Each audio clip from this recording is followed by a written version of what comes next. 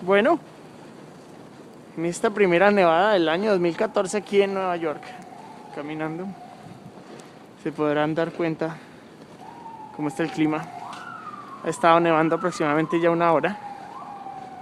Bueno, aquí les dejo un poquito el paisaje. Voy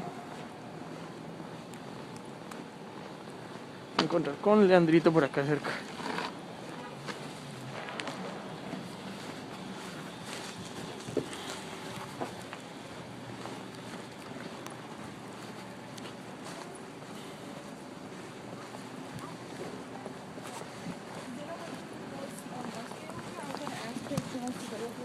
Como se darán cuenta, este es el paisaje por aquí.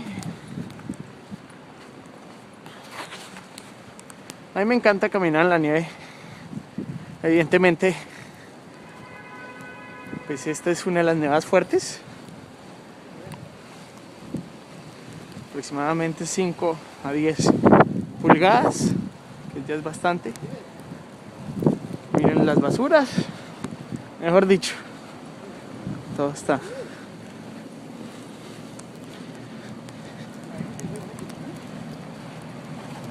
No quería irme de Nueva York sin que nevara, o sea que ahí tiene. Vamos a ver dónde está Leandrito. Bueno, ya los dejo. Vamos a cruzar esta calle para que la vean.